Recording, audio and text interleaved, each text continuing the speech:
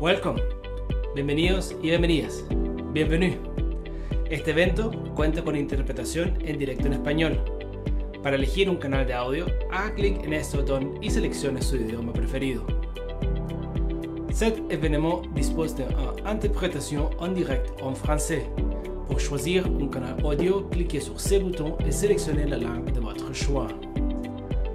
This event has live interpretation in English. To choose an audio channel, click on this button and select your preferred language. Interpretation is not available if you are connecting using the Zoom web client and on some mobile phones. Please, when possible, use the desktop app. Here are a few important tips for this call. Since we're many people on this call, microphones will not be active. Nonetheless, for us it is vital to hear from you. During this special session, we want to hear your comments and opinions. You can freely do so on the board set up specially for today. Click on the link being shared through the chat now and start posting your ideas throughout the session.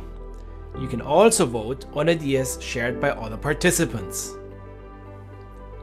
You can also access the chat to talk with fellow attendees or request technical support. However, keep in mind that we will only take questions you share via Slido. Now, there are other ways to get yourself heard too.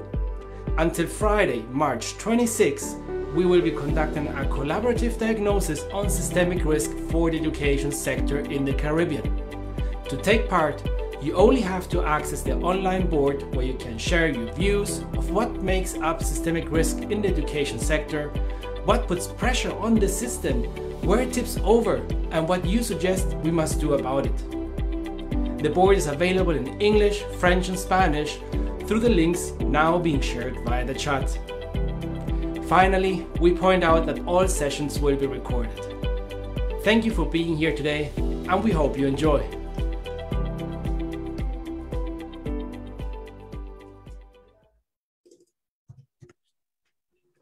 Welcome. Good morning to everyone.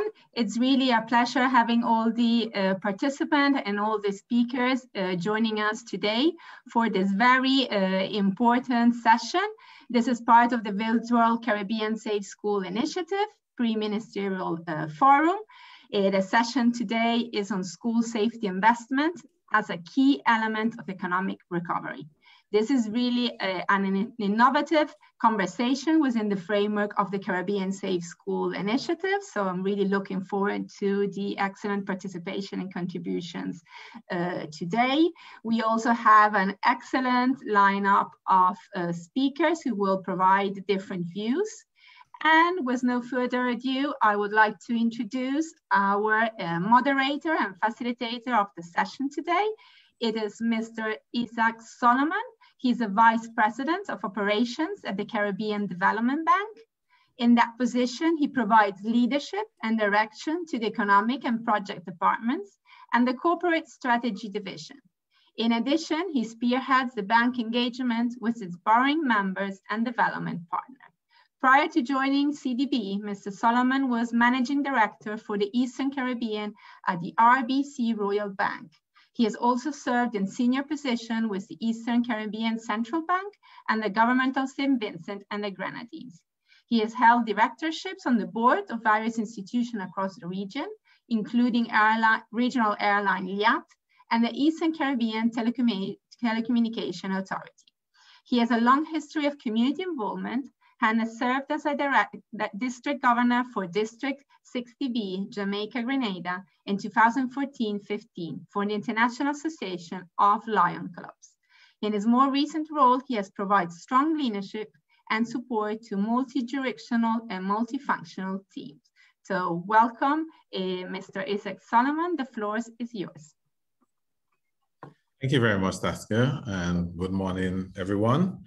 Let me welcome all participants to this session, notably our colleagues from the Ministries of Education and Finance, Economic Development, Social Safety Focal Points, and representatives from National Disaster Risk Management Offices, international and regional development banks, donor community, as well as other education sector practitioners, civil society partners, and youth. I also want to welcome other interested parties working on secure the implementation of the Caribbean Safe School Initiative. This particular session is designed to foster the establishment of a meaningful dialogue between representatives from Ministries of Finance and the Ministries of Education to highlight the fact that ensuring school safety is amongst the first steps towards stimulating economic recovery while discussing the fiscal constraints that are likely to affect the region's growth due to the economic crisis resulting from the COVID-19 pandemic. The COVID-19 pandemic has demonstrated the systemic nature of risk generated by the extreme levels of interconnectivity in our world today. The complex and interconnected nature of risk, biological, natural, or man-made, has the potential to disrupt the normal functioning of society through a multiplicity of cascading effects, as we have observed. The Caribbean region faces many economic challenges: low growth and lack of competitiveness, aggravating accumulation of current account deficits, and unsustainable debt levels are key challenges. Fiscal constraints have also been affecting public investment in social areas. In addition, the region is experiencing the effects of inherent systemic risk. The enormous economic burdens caused to the education systems as a direct consequence of the COVID-19 pandemic have emphasized the need to enhance the overall investments in the education sector and the comprehensive school safety framework in particular. Governments at the sovereign level in the region are facing challenges with limited capacity to respond. The lack of specific preparedness measures to face natural hazards and COVID-19-like pandemics are causing further strain on the education sector. Disasters from the past decade have caused colossal setback to the development gains in the region and have affected the investments made over a period of time. Whereas the total economic cost to the region stands at $98 billion, insured damages were a total of $37.7 billion. The fact that merely 1/3 of total damages were insured underlies the fiscal pressures each country on its own and the entire region as a whole has to undergo as a direct result of natural hazards and disasters. Besides these hazards, affecting more than 20 million people, with the death toll standing at 224,285 in only the last 10 years. As we will see today, the economic returns to school safety investments are tremendously high because the investments in school safety are very low and are going to yield diminishing returns as the investments in school safety keep increasing. This session will begin with two presentations for setting the context on safe school investment. Dr. João Pedro Wagner de Azevedo, lead economist, World Bank Group, and Ms. Cynthia Hobbs, lead education specialist at the Inter-American Development Bank. We will follow with a panel discussion, investing in education and school safety to build more diversified and resilient post-COVID-19 economies. And here we'll have Honourable Fayval Willams, Member of Parliament, Minister of Education, Youth and Information in Jamaica, and the Honourable Andrew A. Fahie, Premier and Minister of Finance, British Virgin Islands. Following which, the preliminary findings of a study will be shared. The title of that study, The Way Forward, Economic Returns of Investing in School Safety Actions, will be presented by Dr. Kamal Ahmed, an international consultant on disaster risk financing, United Nations Office for Disaster Risk Reduction. I want to invite you, the audience, to share your thoughts during the session, not through the Zoom chat, but on a message board specifically set up for this session. There you will be able to exchange with other participants and enriching the discussion. The link to the message board is now being shared through the chat.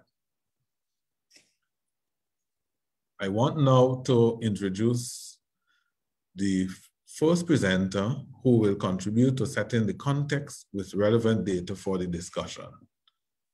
Dr. João Pedro Wagner de Azevedo, lead economist, World Bank Group, is a lead economist, EdTech fellow, and education statistics coordinator from the World Bank Education Global Practice. He currently works on projects related to the measurement and operationalization of World Bank Human Capital Project and the World Bank Learning Target, and on the scale of population measures of educational outcomes. Previously, João Pedro was a lead economist and global lead of the World Bank Poverty and Equity Global Practice, where he co-led the Global Solution Group on Welfare Measurement and Statistical Capacity for Results, as well as the Data for Goals agenda. Before joining the bank, João Pedro served as the Superintendent of Monitoring and Evaluation as the Secretary of Finance for the state of Rio de Janeiro, as well as a research fellow at the Institute of Applied Economic Research from the Brazilian Ministry of Planning. He is a former chairman of the Latin American and Caribbean Network on Inequality and Poverty and holds a PhD in economics. João Pedro, over to you, sir. Well, thank you very much.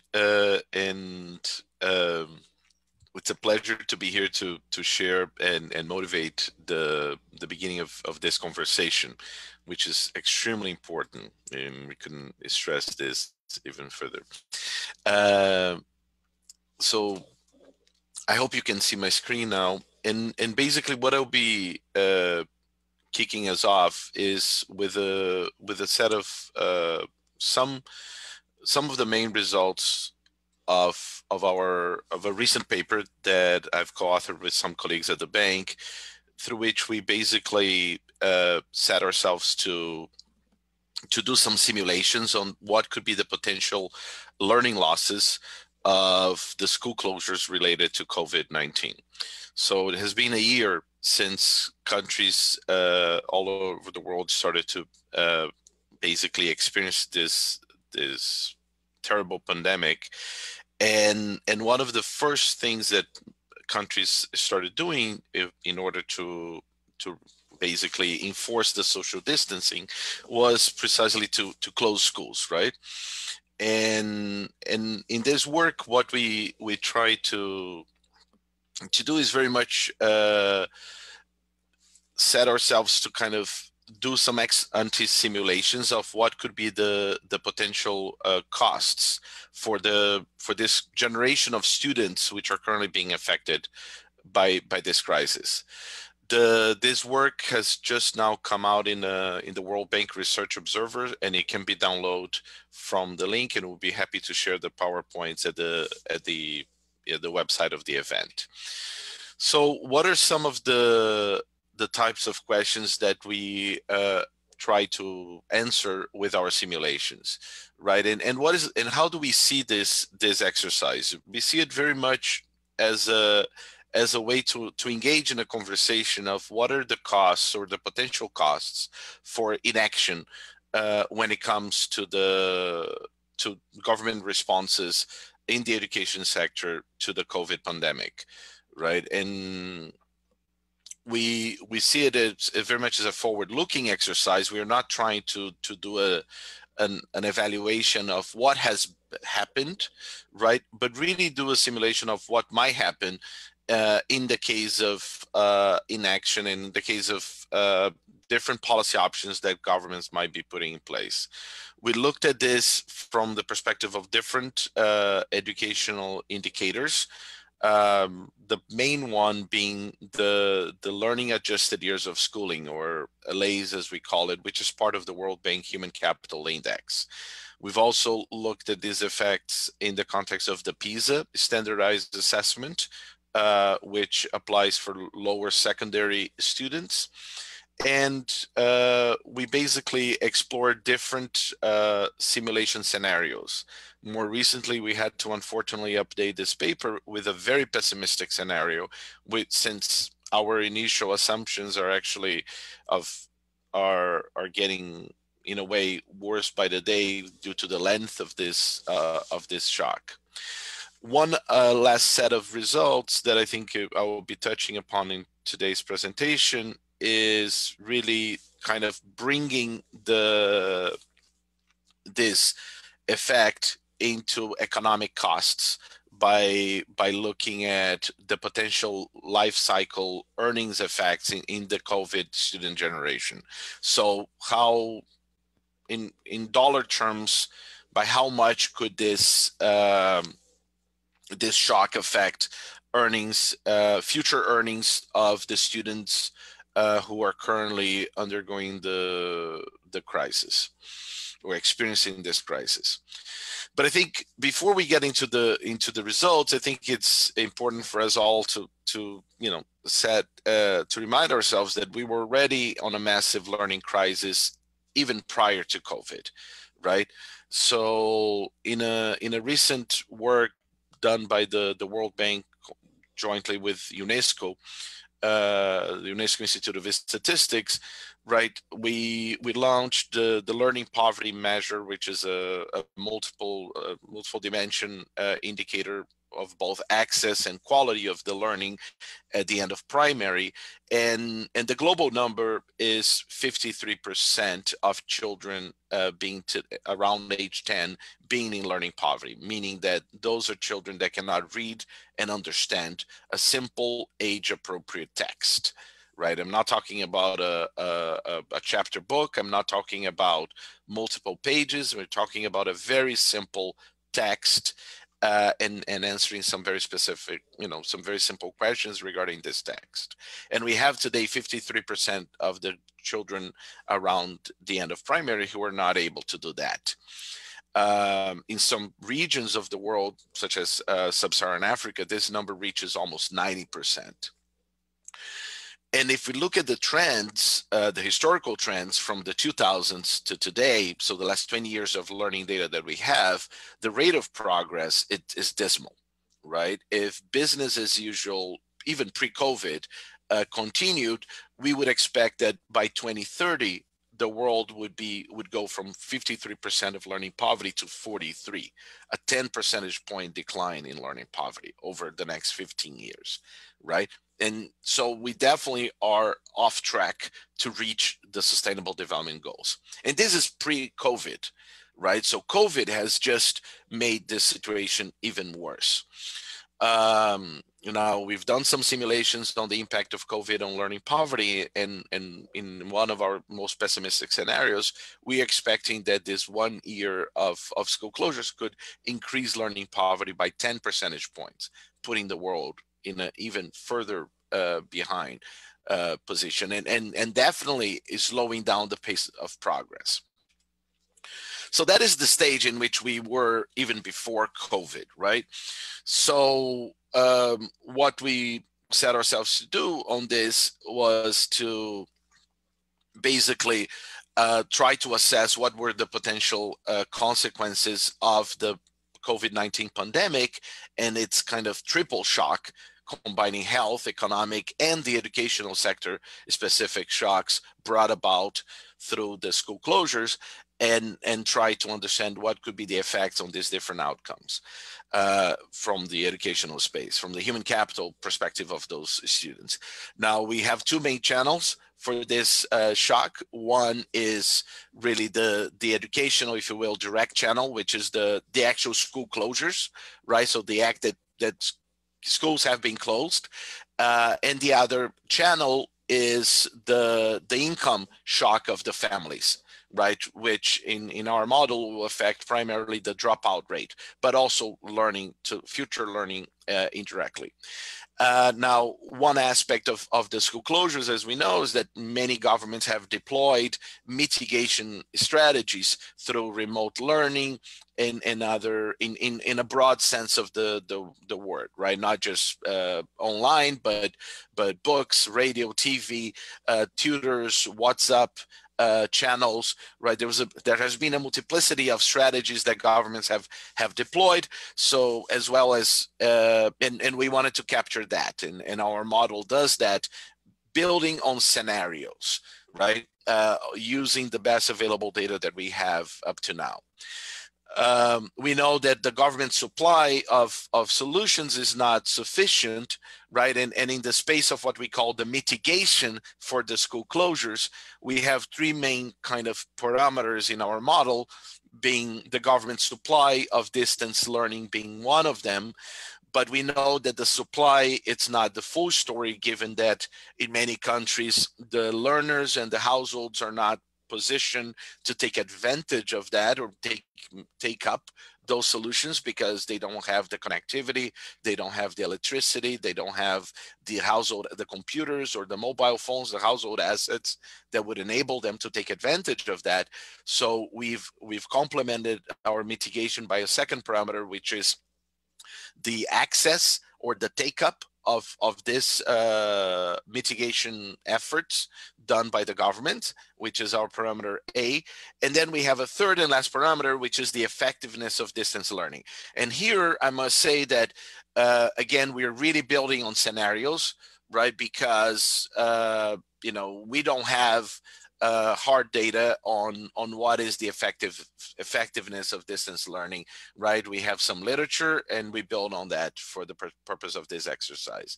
I will come back to that at the end as a point going forward, that I think it's which is an opportunity that we have with this crisis. We basically have this very this parameter through which the shock basically affects the learning adjusted years of schooling, both through our what we call the harmonized learning outcome, the HLO, as well as the expected years of schooling of the children. So both a quantity and a quality effect, right? So both things will be affected by the COVID according to our simulation model. And of course, you can see the details in the paper.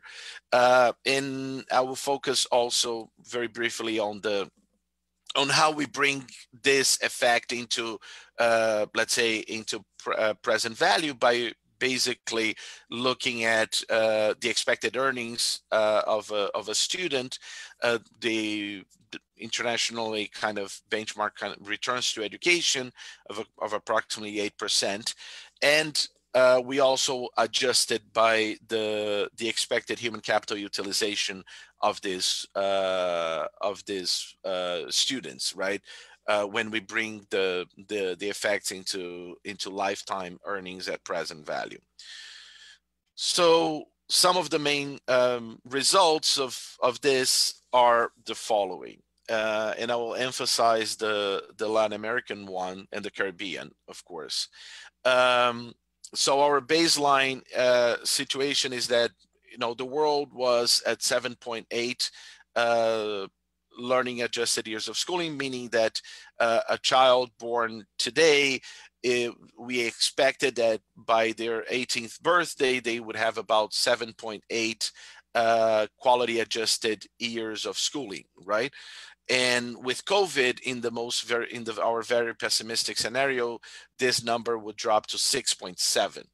So notice that this is a 14% reduction, and it's driven not only for the quantity, the reduction of the actual years of schooling of these children, but also the quality of that years of schooling, because a reduction on the learning today will have a dynamic effect on on the future trajectory of learning of these children throughout its life cycle in the educational system, right? So a child, if not properly mitigated, right?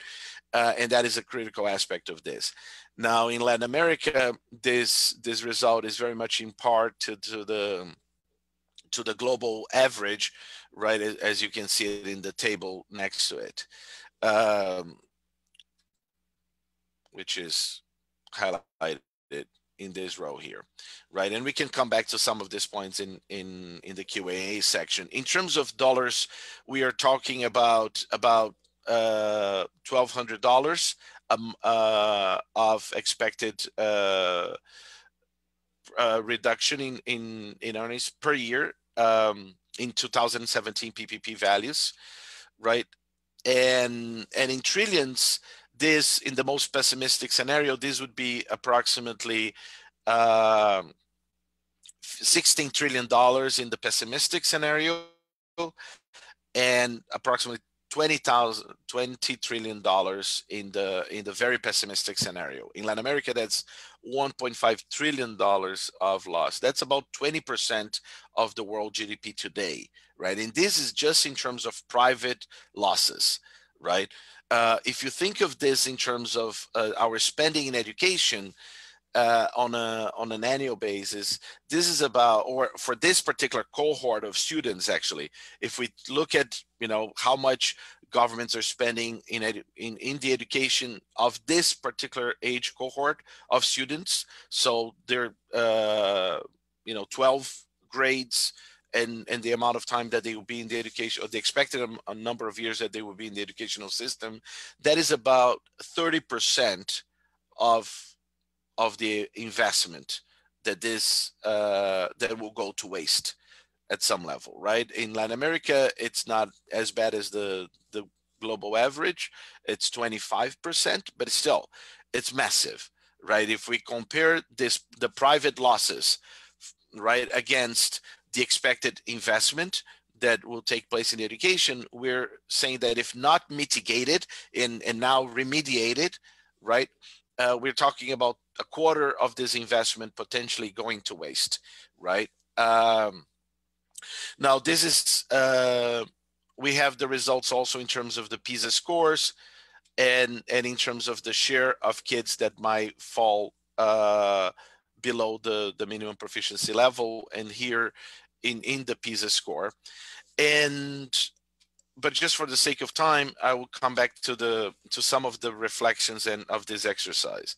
I think what it's really important is to have conversations such as this, so we can discuss what to do about this, right? These results are not set in stone, right? We still have time if we deploy the right policies, and certainly for certain student cohorts, we have more time than for others, right? Kindergartners, early graders, these are the ones who can potentially suffer the longest dynamic effect, because they still have a long time in the system, but they are also the ones who will be in the system, and through that could potentially be reached, and if we have the right remediation policies, right? And that is why thinking about the recovery is so important.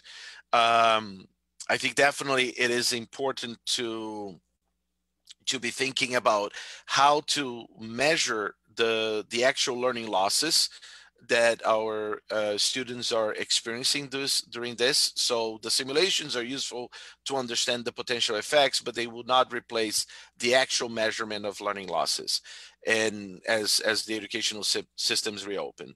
And it's important to be thinking about the measurement of learning losses from a formative assessment point of view. So what is happening in the classroom by the teachers, in order for the teachers to have clarity in terms of where the kids are once they come back to the educational system, and to what extent the lessons plans are well suited for their levels and ability. But it's also important to have a perspective from a summative assessment as well, right? And that's where if countries have national learning assessments or a part of regional or international assessment programs, it is important to be thinking how they can actually reassess learning in a temporally comparative way, right? That is one of the biggest things that countries' educational systems could be planning to do at the moment, right? It's critical to have this temporal benchmark and move from a static picture to a film in order to understand how much was the learning loss that this generation has experienced. Also to assess how effective have different strategies deployed by countries in the region, right? And this is critical for us to learn from this experience. I think that, and I'll close it on this last message, which is that we think a lot about the vaccination and the great success that we've been able to achieve in finding a vaccine for this virus. The problem in the vaccination has proven to be the production and the deployment, making the solution reach people's arms. This is where we're struggling in the health sector, right? We know the solution, we have identified through global coordination what worked. And now when we move to the production at scale and the deployment, that's where the world is struggling. The education sector, I believe, has gone through a different experience, right? The education sector started with this pandemic by deploying remote solutions at scale. Every single country in the world has launched a radio, TV, online platform to try to mitigate the learning losses. After this was deployed at scale, countries started to think about what content to put, which is the production part. The biggest fear that I have for the education sector, concern that I have for the education sector coming out of this pandemic, is that we might not reach the stage of identifying what has worked. We might come out of this without knowing what are the strategies that can be effective in accelerating learning, not just because of the COVID-related school closures, but beyond that, right? As we saw it in the beginning, we were already in the learning crisis. The biggest problem that we have to accelerate learning, and that was urgent. And the problem is that we might not be able to identify what has worked in order to mitigate or even to protect the learning losses of some of our students. We need to move to a measurement. We need to have a very aggressive agenda on measuring the learning losses and identifying the lessons of this pandemic, right? This is not going to be the last pandemic, unfortunately, most likely. This might be a recurrent event in some of these countries, and for some of our countries, it might linger for a few years. So we cannot afford to not have a very aggressive agenda in measuring and identifying what is working. Thank you very much, and happy to take questions at the end. Over. Thank you very much, Joe. Pedro, that was a very interesting presentation. We'll definitely have the questions at the end, but if we can have our second speaker, Ms. Cynthia Hobbs. Cynthia is the lead education specialist at the Inter-American Development Bank. She is the Education Division's Caribbean focal point and has worked since 2000 with Ministries of Education across the Caribbean, managing studies and projects in education, management information systems, and sector administration, education policy reform for early childhood, primary and secondary education, and youth development. Ms. Hobbs holds a master's in international education from Harvard University and has published several articles and books on education issues. Cynthia, over to you. Thank you so much, and good morning, everyone. Honorable ministers, colleagues, friends, it's a pleasure to be here this morning. Against the backdrop of learning losses that Joao presented, I agreed with the organizers to focus more specifically on how the use of good data allows ministries to make decisions for efficient investments in safe school infrastructure. If we could move to the next slide. If we look at the pictures on the left, unfortunately, they look familiar. We wish that these were a thing of the past, but some schools still take attendance by hand and pass classroom rosters to the main office to tally on an Excel sheet. And some ministries still keep paper records. So when there's a need for data, it takes weeks or even months to find the relevant documents and compile all the information. And even when ministries manage to set up digital platforms and computerized systems, which we can see on the table to the right, those systems often don't talk to each other. So the data is not interoperable and the systems are not efficient. When disaster strikes, good data can make an enormous difference in how quickly schools can be repaired and reopened. Good data can also allow for a quick picture of how schools have fared and where governments should place their resources in cases of emergency. For example, data collected from PISA gave us a general view of how many schools and households would be able to shift to emergency and hybrid learning using the internet when COVID forced schools to close. We see the trend here that Joao spoke of, where vulnerable schools and low-income families are severely disadvantaged. So in the bar graph on the left, in every country, we see a large gap between rich families, represented by the blue dots, and poor families, represented by the red dots, in their access to a computer and an internet. And on the right, we see that only 22% of the most vulnerable schools in the LAC region have sufficient internet bandwidth for online teaching. Although there are no Caribbean countries represented here, we know from other sources that there's a similar digital divide. In Suriname, for example, only about 30% of families have internet connectivity in their homes.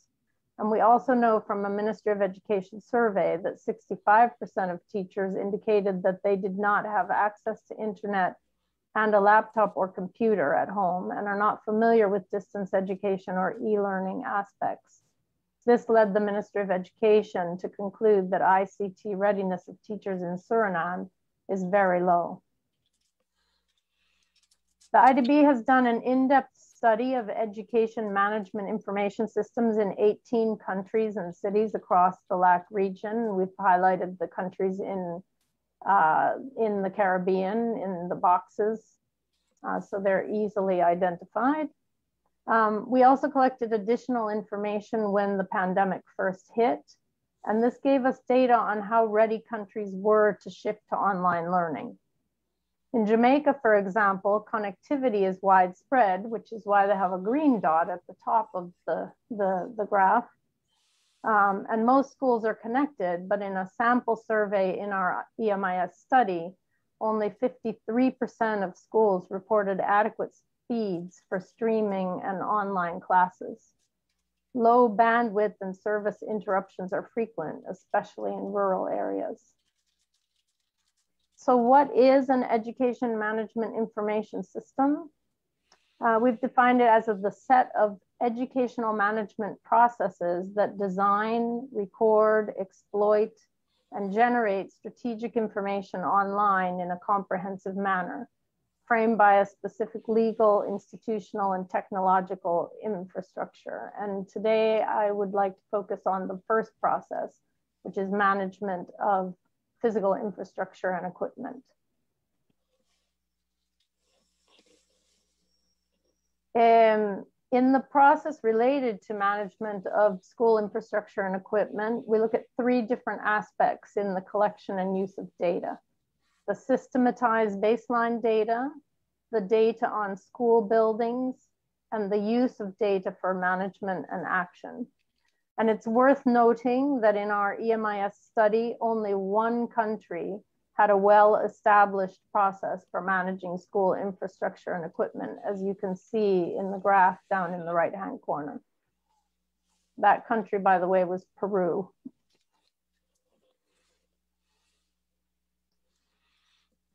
The systematized baseline data ensures that the basic information on school location and size is available, and it organizes the information. In the system, there should be a unique identifier for each school building, not each individual school, but rather each building on a school campus. It captures the georeferenced location of each building and whether buildings are used by more than one shift.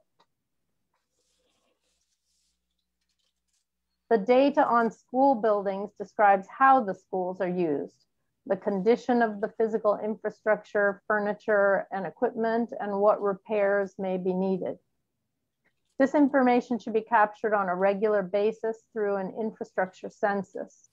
It looks at whether schools are used for classes, as a community center, as an emergency shelter, as is the case in many of the Caribbean countries.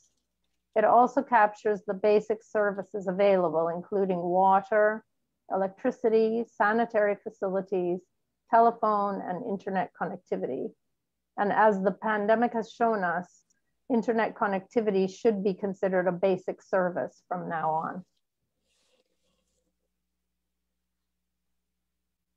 Data on building conditions and equipment helps to decide how to plan and prioritize actions for preventive maintenance and emergency repairs. Priorities for maintenance and repairs should be established against minimum standards for infrastructure and equipment, depending on the type of school, such as early childhood, primary or secondary, and the curriculum, such as academic or technical. Maintenance of school infrastructure should consider the whole school, including painting and finishing of walls, roofs, doors, and windows, electrical and electronic installations, hydraulic and sanitary installations, mechanical installations, digital infrastructure, and also the exterior school grounds and sports areas. Budgets for preventive maintenance allow school directors to make repairs as they need to. Studies have shown that emergency repairs can cost between 3 and 10 times more than a good maintenance program. And yet in many countries, the budgets are very small. Preventive maintenance budgets are given to schools, and a lot of money is spent on emergency repairs. Use of real-time data allows for good planning and budget control. Finally, updated systematized information can be shared across ministries in cases where another ministry, such as Public Works, is responsible for school infrastructure. Good data allows ministries to respond quickly in times of emergency. For example, the EMIS data in Jamaica and Suriname gave governments the necessary information to respond to the COVID-19 pandemic. Suriname had just completed their first comprehensive infrastructure census in early 2020. So when the pandemic struck, this real-time data allowed them to quickly identify the schools that required upgrades to bathrooms and other sanitary facilities in order to be able to reopen the schools safely following international safety guidelines. In Jamaica, the information is helping the government to determine where to invest in digital infrastructure to improve schools' connectivity and bandwidth for successful hybrid education. In closing, good quality, real-time data can be used to make more efficient investments in safe school infrastructure. Thank you very much. Thank you very much, Cynthia. That too was a very interesting presentation. Thank you. Okay, can we transition now to the panel discussion? And first of all, let me introduce our panelists. Honourable Fayval Willams is a Member of Parliament and Minister of Education, Youth and Information in Jamaica.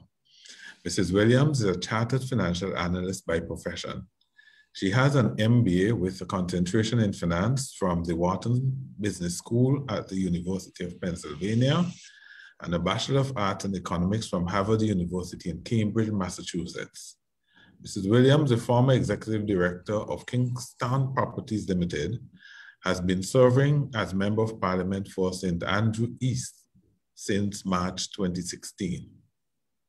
Prior to Kingston Properties, Mrs. Willams served as Chief Investment Officer at JMMB Limited from March 2005 to September 2007, with investment responsibilities spanning the trading department, investment, research, and pensions.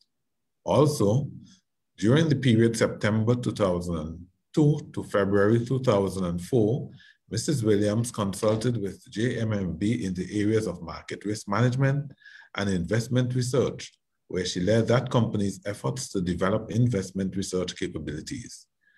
Mrs. Willams also served as the head of the valuation and pricing team for JMMB's public offering. In 2004, Mrs. Willams consulted with the Financial Services Commission in the area of research and policy. Prior to returning to Jamaica, Mrs. Willams was Senior Vice President at Putman Investments in Boston, a top 10 global mutual fund manager. Her investment work spanned a broad cross-section of industries. She also had portfolio management responsibilities for an equity portfolio product and led Putnam's efforts to incubate a market-neutral hedge fund. Mrs. Willams' investment experience also includes approximately 5 years as Vice President at Wellington Management Company in Boston, Massachusetts. Her focus was on fixed income securities investments. Prior to Wellington, she was a fixed income analyst at Northwestern Mutual Life Insurance Company in Milwaukee, Wisconsin, and shared portfolio management responsibilities for a US $3 billion portfolio. She was a member of the team that provided macroeconomic and market input for both the strategic and tactical portfolio decisions. Mrs. Willams also gained experience at the Equitable Real Estate Investment Management in Chicago, Illinois, where there she performed valuation analysis on commercial real estate properties. She also worked as an information system analyst for Morgan Stanley, an American multinational financial services corporation that provides securities, products, and services to customers, including corporations, governments, financial institutions, and individuals. She is married to Leo Willams, and together they have 2 children. Our second panelist, Honourable Andrew A. Fahie, Premier and Minister of Finance, British Virgin Islands. Honourable Andrew A. Fahie is currently the Premier and Minister of Finance of the British Virgin Islands. He has held these ministerial posts since the general elections of 25th February 2019, when the Virgin Islands Party gained a majority in the House of Assembly. In his capacity as Premier, Honourable Fahie is also the Minister responsible for tourism, trade, and ICT. He also represents the first electoral district in the House of Assembly, to which he had been elected for 6 consecutive terms, beginning in 1999. As a politician, Honourable Fahie has held several posts in the government and legislature, including Minister of Education, Culture, Youth Affairs and Sports, Parliamentary Private Secretary, Backbencher, Leader of the Opposition, and Chairman of the Public Accounts Committee. He is presently Chairman of the Virgin Islands Party, a role which he first assumed in 2016. At the international level, Premier Fahie is a Vice Chair of the Caribbean Development and Cooperation Committee, a subsidiary body of the Economic Commission for Latin America and the Caribbean, and for the Caribbean sub-region. In this role, he continues to advocate for international support to all small island developing states in our region in response to COVID-19. Prior to entering the political arena, Honourable Fahie taught mathematics at the BVI High School, now named the Elmo Stout High School, and subsequently became an assistant principal. He holds a Bachelor of Science degree in education from Florida A&M University. Those are our panelists. We can give them a virtual welcome, even though they might not be able to hear you. So I'd like to pose my first question to Honourable Andrew Fahie. Premier Fahie, we have seen from the previous presentations that the Comprehensive School Safety Initiative should be prioritized on the agenda of Caribbean governments due to the importance it has on the development agenda and its impact on the economies of the region. I would like to pose the following question. From your perspective, how could national governments move towards enhanced development resulting from budget allocations for school safety expenditures? Premier Fahie? Well, thank you, Chair. First of all, let me say that it's a pleasure to be here, and I took this so seriously, serious that I also took it upon myself. So I crave your indulgence because I brought my Minister of Education, Dr. Natalia Whitley, who prior to being elected in 2019 in the government was never in politics before, but was a professor at HL South Community College. And I thought that it was necessary, given that the dynamics of education will be discussed, although I was a former Minister of Education, he's also the Deputy Premier, for us both to be here to help add a punch. And given that the panel was 3 anyway, and I see that the Dominican Republic dropped out, so we decided to keep it at 3. So please, I forgive me for being so presumptuous. I would answer though, and also have my Minister of Education chip in, because I think it's necessary for us to have this most fruitful discussion. And I see my honorable colleague there in Jamaica is right there. Please give my regards to my namesake, Andrew Holness, for me, please, when you do speak to him.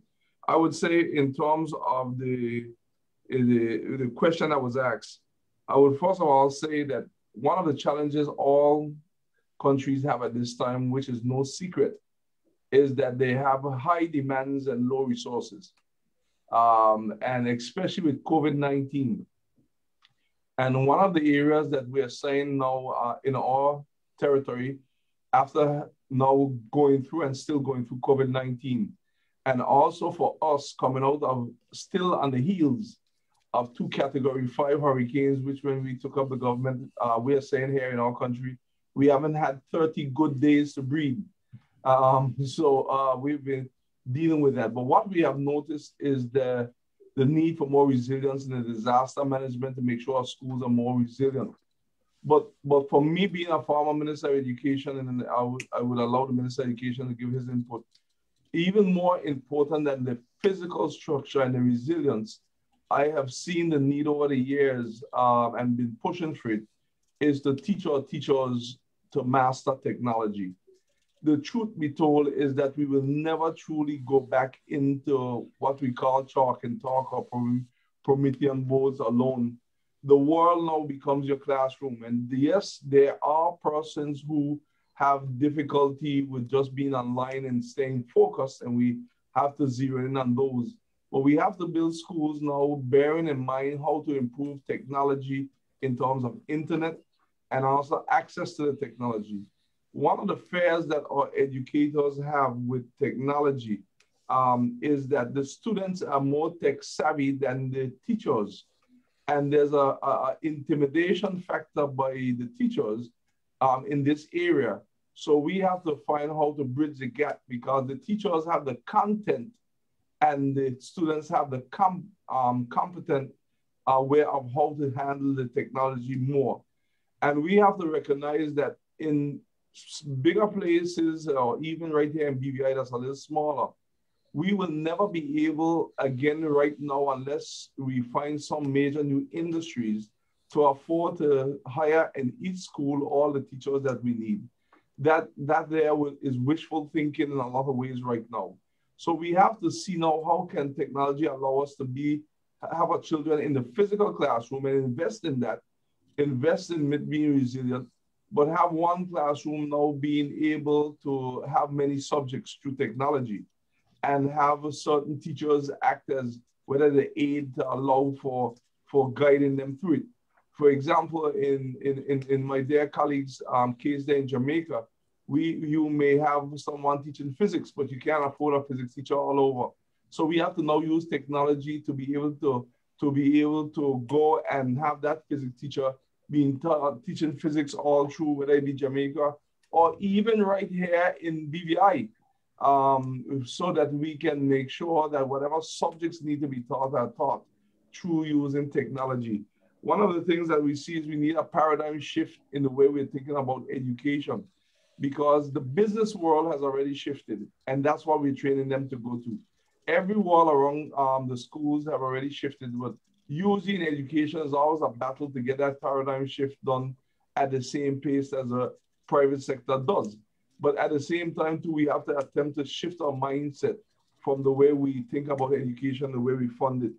Innovation is the only solution, in my humble opinion, because the bigger the school in terms of facilities does not guarantee the effectiveness. I think that what we have to do is revise the size of our schools and look about increasing the size of our technology and innovation. And with what we do build, make sure that it's resilient, but stop having the mindset that once we build a school, that's for that school alone. That school now becomes a school for any other school in your island or in your country or probably in the world. So we have to start to get towards that mindset. And we have to use what we have to get what we want. Earlier, I heard a very good word in what says the world, that inaction cannot be an action. I love that. But I want to add that perfection, we cannot allow perfection to become the enemy of the greater good. We have to start with what we have. The wall is our classroom, the internet and technology. It's amazing that we always have a shortage of technology in terms of internet and laptop when it comes to schools, but the very teachers and students, when they're outside the classroom, have more technology to surf the Facebook all day, to surf and do different things with the same very internet that they're complaining about. So we have to now get them in a mindset of how to use technology with learning. I would pause there and have the Minister of Education, who's dealing with some of the physical one, Dr. the Honourable Natalia Whitley, graciously chair. I will allow him now to come in with a few areas to complement what I've been saying. Sure. Thank you, Premier, and I would like to say good day to the participants in this very important meeting.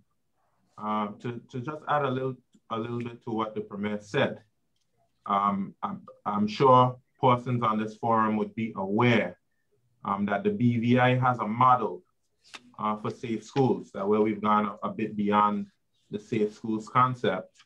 And we have what's called a SMART schools. And SMART stands for Sustained, Mitigation, Adaptation, Resilient Techniques.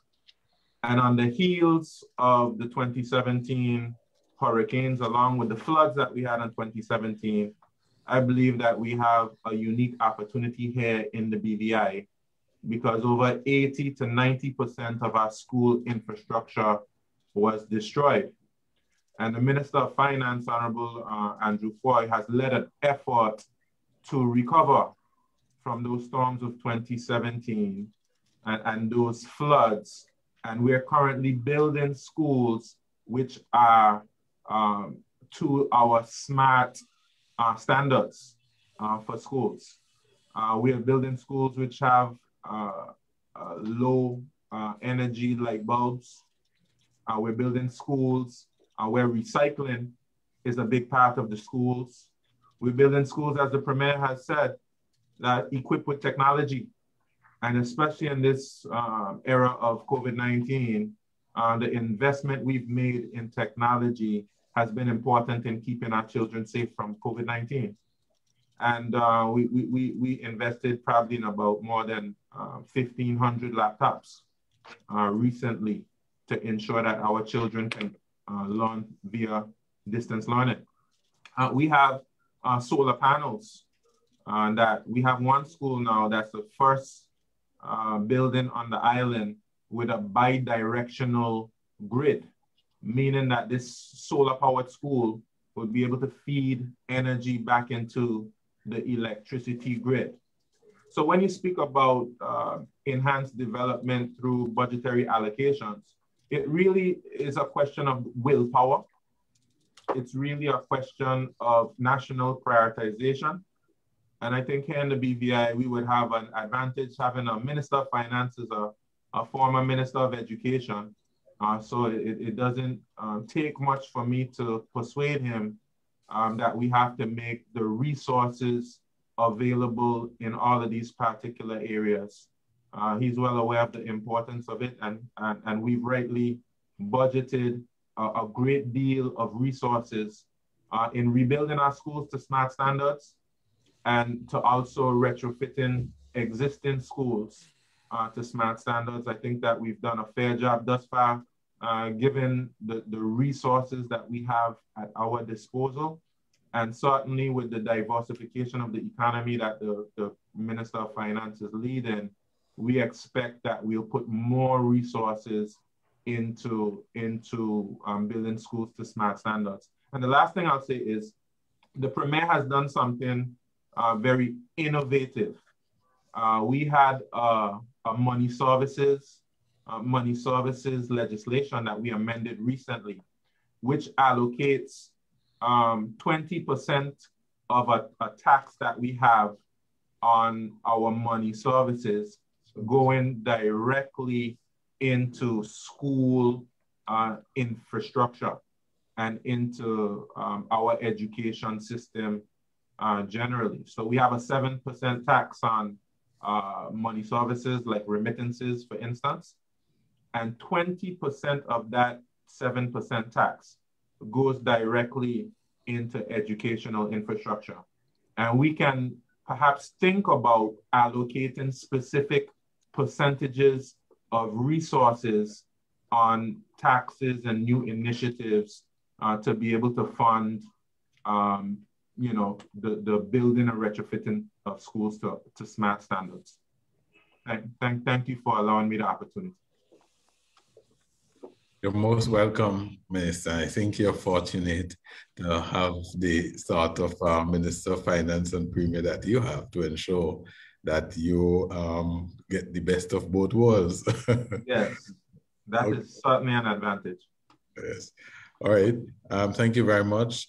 The next question goes to Honourable Fayval Willams. Minister Willams, we have seen during the pandemic the enormous setback to the education sector with the data shared by the World Bank because of the schools closure throughout the region. We also take note of the tremendous efforts being taken by the sector to ensure education continuity.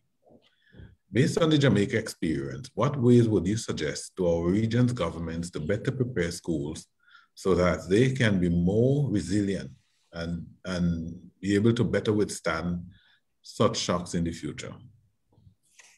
Thank you, Mr. Solomon. Good morning, everyone. Let me say a special hello to the Honourable Andrew Foy, Premier and Finance Minister in the Virgin Islands, and to your Education Minister as well.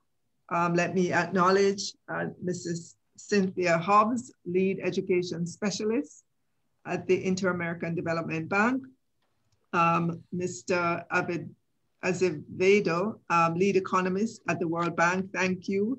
And I look forward to your further research in terms of helping us understand what strategies have worked. Let me acknowledge as well, Ms. Carusi, External Relations Officer, UN Office for Disaster Reduction.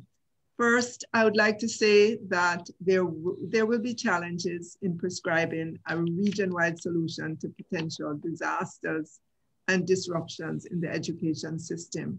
We appreciate that there are many similarities across the Caribbean, yet each territory has its peculiarities, and we have to plan with the specifics in mind. Notwithstanding that, we also appreciate that we are sometimes faced with common problems requiring collective or regional responses, as we have seen with the impact of the COVID-19 pandemic. When the Jamaican government decided to shut down schools back in March of last year, following the confirmation of the COVID-19 in Jamaica, we were faced with the immediate challenge of how best to enable our children to continue with their education. Using an education in emergency manual as our guideline, we set about implementing a combination of modalities for teaching and learning. And I'm sure these are common among countries in terms of the remote or online teaching and learning. the use of radio, televisions, cable channels for live and prepackaged education programs, preparation of learning kits and other printed material for distribution to teachers and students who did not have immediate access to devices and internet service. So against that background, the first proposal I would make is that we have to strengthen our capacity across the region to respond quickly and to withstand disruptions of this kind we have experienced over the past year. At the most basic level, that means having access to emergency funding and supplies as needed depending on the crisis.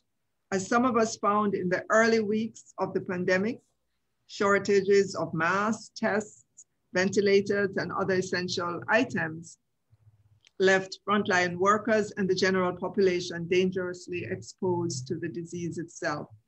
At another level, we had to take steps to extend social outreach programs to our most economically vulnerable households faced with the sudden loss of income. In terms of the second proposal, this would require us to have trained personnel and information systems that can identify people and activities more likely to be adversely affected and assess the measures to help them cope with the immediate fallout. In other words, we must invest in the collection and use of data for surveillance and mapping to determine targeted intervention. And I know when Ms. Hobbs presented, I was cheering because she was preaching the gospel of having good data that can help us to make robust decisions. In terms of proposal number 3, we must invest significantly more in modernizing our telecommunications infrastructure to allow for better access to the internet. Given our varying topography, this is a big challenge, but one which we must attempt to address.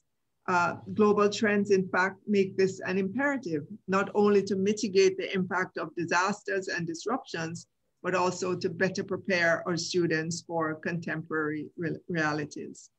Proposal number 4, we must invest in the professional development and capacity building of educators to enable them to manage the online learning space with confidence and comfort.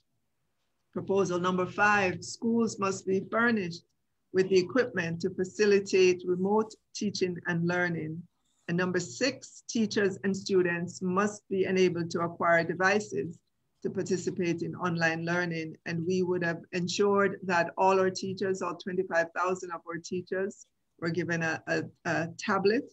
Additionally, the government has done significant procurement to ensure that our most vulnerable children have access to device. And we have a program that was initiated last year and will be ongoing.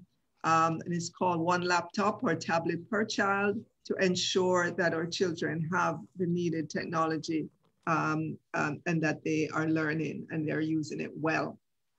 We found as well, and I'm putting forward as a proposal, is that we must train more people to provide psychosocial support in times of crises. And we've seen that in education over and over again. And we've had to deploy our resources here to help our schools or students to deal with the issues as they arise during this pandemic.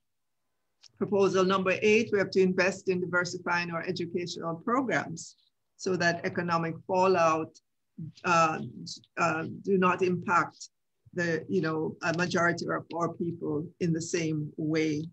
We have to move to stave off potential health crises by having robust public education programs, including this most current situation in which we are in, the importance of vaccinations and policies to enforce this for the school system and our populations as a whole. We must also educate our population about how their social and agricultural practices may have a negative impact on the environment and ultimately the physical infrastructure in our respective territories. And finally, in terms of proposal number 10, to the extent that our budgets allow this, we need to revisit our school infrastructure and we heard again the IDB talk about this. Experts say the new school buildings should have environments rich in sensory experiences, sound, smell, taste, touch, and movement to help students retain and retrieve what they learn. Our school buildings ought to promote a truly immersive learning environment with inspiring architectural environments that celebrates the passion for learning and discovery. And with that, Mr. Moderator, I will await the next question. Thank you very much. Thank you very much, Minister Williams. Before I proceed, I just want to acknowledge the presence of the Honourable Curtis King, Minister of Education in St. Vincent and the Grenadines, and also Honourable Rodolphe Samuel, I hope I got that right, Minister of Education in St. Martin. Welcome, gentlemen. Okay, so if I can proceed to the next question. 1 second here. I'm back with you, Honourable Premier Fahie. According to ECLAP, the Caribbean economies are expected to fall on average by 6.2%. Now, regional governments are facing the reality that they might find it difficult to finance the routine, current, and development expenditure. I think you spoke briefly to this a short while ago. Do you think the Ministries of Finance of the region would be more open to forming more and more public-private partnerships and explore innovating financing to fund school safety initiatives? So much, and again, thank you so much, Chair. And again, I do say good day to all my honorable colleagues and all our comrades here online. So God's blessings to you all. There's no secret that Ministers of Finance would need to be more open to public-private partnerships, but also to open to having more government-to-government partnerships. Because as I stated before, we cannot defeat this war neither on COVID or the war on trying to make sure we have enough finances by ourselves. All our economies have been hit significantly by COVID, and also for some of us added to the category 5 hurricanes and hurricanes in general for most of us. Therefore, given that we have to continue to try to generate new revenues without straining the general population, we have to do these through innovation. And when I say government to government also, I mean, as I stated earlier, we have to come to grips that we may never be able right now in this era to employ all the teachers that are needed physically to be in the classrooms. So when we design our schools, as my right good honorable comrade there in Jamaica said, Honorable Williams, is that we have to make sure that we improve the telecommunication aspect. With improving the telecommunication aspect is not going to be done just for each individual island. It's going to be done with such a way where we can have collaboration to know if we are missing a chemistry teacher this year, that we can link into a classroom, whether it be in Jamaica, whether it be in St. Vincent, whether it be in Grenada, or vice versa, whether it be in the British Virgin Islands, and have that class taught just as if the person was there. And on top of that, also have some aid to assist the students who are physically in school, but wouldn't have that physical teacher there because of whatever the case may be. This works well for all countries in the Caribbean who also have other islands, and it would be financially and physically impossible to make sure that you provide all the same resources in terms of teachers to all the islands that would have that need. But you can provide the resources in terms of true technology So the crucial area of having the private sector involved comes in very handy, because now they would make sure that every home has a laptop, and even more than one or Surface for each student. Every teacher has a laptop or Surface, and to make sure that we work hand in glove with them so that we can help get our telecommunications up and running, or even look about satellites. Because one of the challenges with our telecommunication companies that I've found since its premiere, they tell you that they want to help education, but really, you know, it's about the bottom line. So you have to push to get the service that you need. So with that in mind, I see that more public-private partnership is needed, not only in the area of where we are discussing, but more and more through conflict resolution. Because we are seeing where these service clubs, for example, not the monetary donation, but a physical donation of helping them through conflict resolution along those lines so that we can reduce crime. Because wherever there are challenges economically, there is usually a correlation with an increase in crime. So if we now can help them to be able to handle conflict better, that is also a plus. So how do we incorporate a partnership with all the civic organizations, churches, etc., so that they can have an integral role to play during the regular school time? But all of that, including those who are making big dollars. I always tell persons, there's two things that I say in our territory. I always tell persons, take heed and take time to help our young men. Because if you ignore them, they might very well become your son-in-law.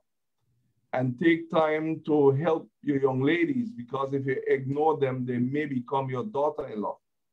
But at the same time, too, I tell businesses, it makes no sense for you not to allocate some of your profits towards getting involved in private, public-private partnership. Because if the crime goes up, you cannot enjoy the sweat of your labor with your profits. So we must put our children, our education system, and the needs of it as priority inside of our private sector businesses, which is happening more and more here in the BVI and in certain parts of the region, but there still needs to be a more concentrated effort on it. The main thing is for us is to stress the technology and the training and also the collaboration. So those are the kind of partnership that I see will be most effective for the region at this time. We cannot do it alone, and we cannot think selfishly, nor can we think individualistic, my tongue got tied, thank you, in our thinking and in our actions. And we must think and act real. And what I say is, the young people say real people do real things. We cannot put plans on paper neither that will not touch or even scratch the surface of the real issues in our education system and in our society with our young people. So each one of us has to reach one by making sure that we plan realistic.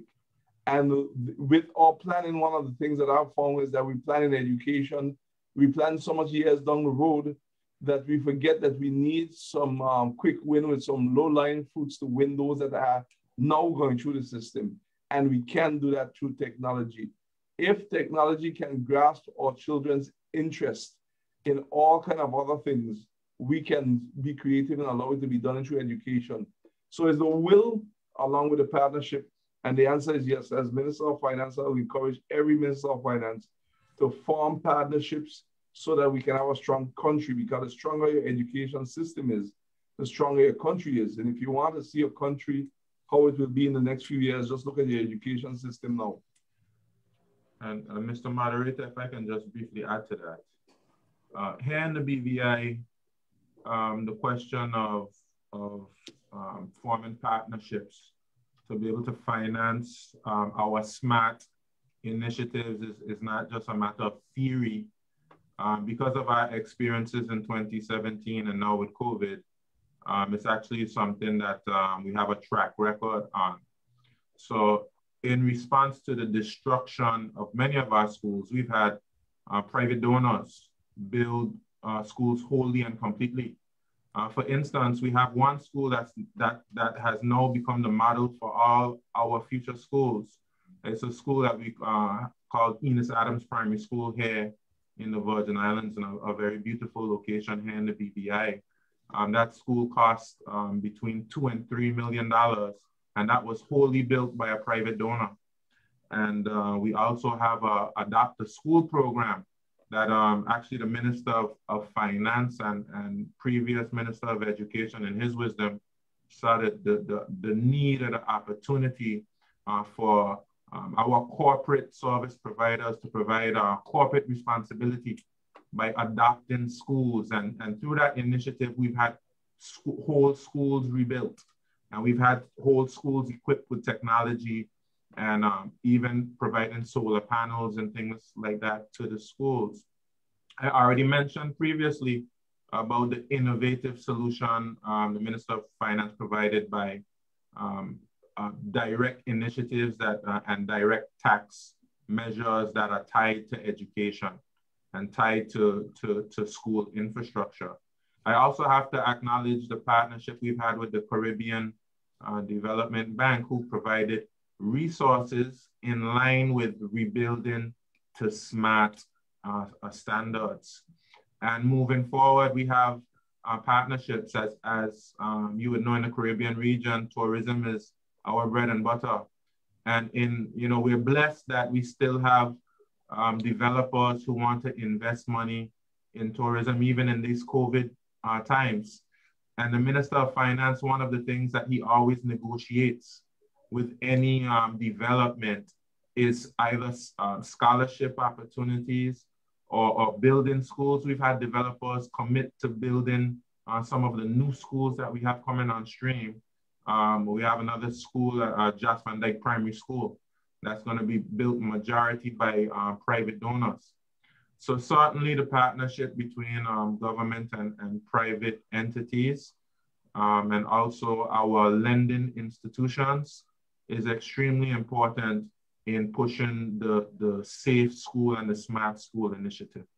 Thank you for the opportunity. Yes. Thank you, Minister. You cannot underscore the need for the public-private partnerships as government experience narrowing fiscal space. We need to turn more and more to the private sector to join in the partnership to help to get us to the next level. So that's a burning imperative, really. And I want to thank you on behalf of the CDB for the plug you gave us a while ago. Thank you. I have to say thank you too. I can't leave my deputy Gil with all that thanks. Our whole territory thanks CDB tremendously. Oh, well, where there's a need, there's a CDB. Okay, so the next question goes to Honourable Fayval Willams. Now the declaration of schools as temporary shelters is the go-to option for most countries, not only throughout the region, but throughout the world. And there's evidence that it costs the country to a certain degree in the shape of reduced individual earnings, disengagement of labor force, loss of public revenue, and ultimately loss of national growth, etc. How can we come up with a solution that, apart from this point onwards, begin to shift away from the designation of schools as temporary shelters? Thank you, Mr. Moderator. I know that the current or recent thinking is that it is unacceptable for schools to be used as long-term shelters or occupied by fighting forces for any amount of time. But I believe, though, that schools can be used as temporary shelters in times of emergency. And that makes sense for us here in Jamaica. And I say that within the context of the hurricanes and floods and storms that we experienced. In those times, schools are closed. The buildings are closed, children are sent home. And so you have an alternate use for those buildings. And we've had to use them, especially for those families who may live too close to rivers, who may live on hillsides, so they experience mudslides. families or in vulnerable situation. Their homes may not have been built to the specification. They still have wooden structures and so on. So we have made very good use of our school buildings during short periods of, pandemics and, well, not necessarily pandemic, but during short periods of hurricanes and floodings and so on. We have a network of schools. Additionally, we do have a well-respected disaster preparedness entity here that knows the lay of the land. They can coordinate when persons have to be in those buildings in terms of providing food and bedding and so forth. Sanitary facilities are already there. It wouldn't be wise for us to try to spend money to build a different infrastructure. We know we have community centers that are there, that they're incorporated as well and used in the effort, but we don't view it as, being necessary to build new infrastructure to be able to only be there in very short periods of emergency. We've been able to use our schools effectively. When the disaster is over, schools are cleaned up and ready for use again for our schools, and we haven't found any particular adverse impact of being able to do that. I know that the immediate response from persons who want to see this movement of moving away from using schools as temporary shelters is to build alternative sites, such as community centers with the capacity to hold large number of persons, and that these sites are well equipped and so on. But I'd like you to consider the fact that these facilities may be empty, underutilized, or unused for very long periods of time, and then it raises the issue of the maintenance of those buildings and so on. I believe what we need at this point is to develop policies regarding the safe use of education and other facilities in times of crises. Our schools are built in our communities. They are known as safe places for persons, and we ought to formalize and have a policy and that will ensure that our building codes in schools are up to standard, and that we ensure we have adequate water facilities, adequate sewage, adequate electricity in these buildings, and so on, so that they can serve this, the multiple purposes for which I believe they ought to be built. And so maybe our stance runs counter to that of other institutions and our international partners, but this is the way we see it in Jamaica, and it has served us well in the past. And if anything, as I said, we need to formalize the process, ensure we have a policy and we understand exactly what it is, how long we're using it, and what are the rules of engagement and so on. Thank you very much. You're welcome. Yes, I sure essentially what you're saying, it boils down to a matter of choice in the face of limited resources, right? Okay, I feel compelled to take a question from the audience. I think if you can just spend, as we are coming up to time, just a couple minutes, all three of you, if you want to weigh in on this one, it will be good. The question is, to what extent is the challenge of resilience, safe schools, about institutionalizing a resilient, safe culture in the school operations? You want me to take it again? So the question is, to what extent is the challenge of resilient / safe schools about institutionalizing a resilient or safe culture in the school operations? You going first, Minister Willams? Sure. That's a good question. Here in Jamaica, we haven't for a long time had to formally think about safe schools. But I know over the recent years, unfortunately, with the violence that we've been having in our country, some of it sometimes spill over into schools. And I speak from personal experience in the constituency that I represent. Whereas, as I said earlier on, our schools tend to be built within communities. So it makes it easier for students to get to. They know each other, they live in the same community, there's good bonding with them. And so the schools were built, just on grounds that are there. The government, a lot of times they were open. And so community members, felt an ownership of it. They have their functions there and meetings and so on.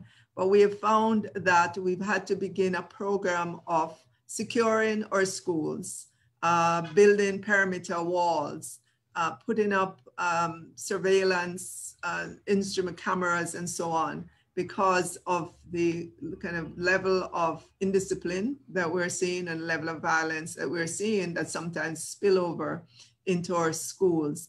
We want safety and security to be institutionalized so that our teachers or students feel secure when they're on school grounds. Our parents feel secure as well in terms of sending their children from home to school and back.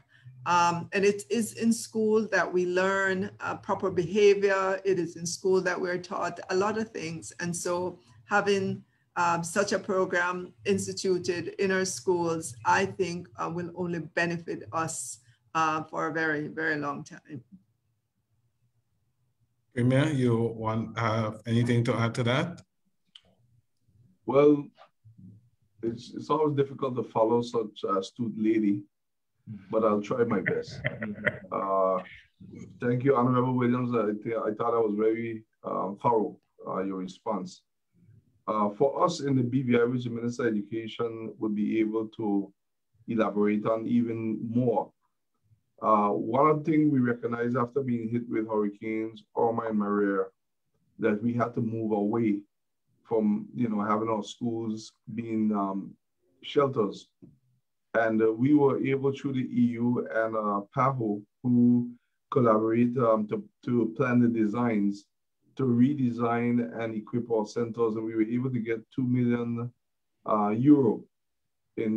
to be able to do this.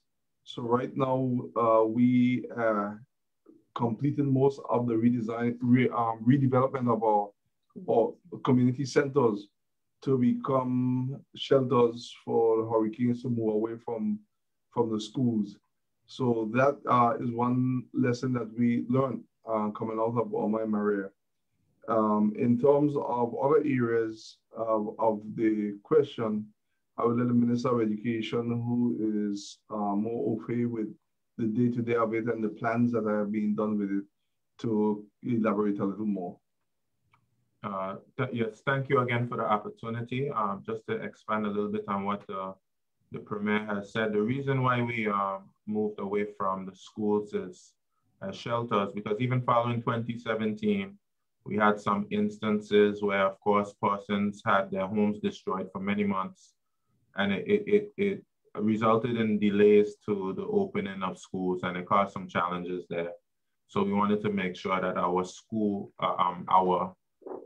schools were not continue to be used as shelters, even though that had been the case previously, and we focus more on our community centers. But in terms of building a culture of resilience and safety, again, it's no longer theory for us.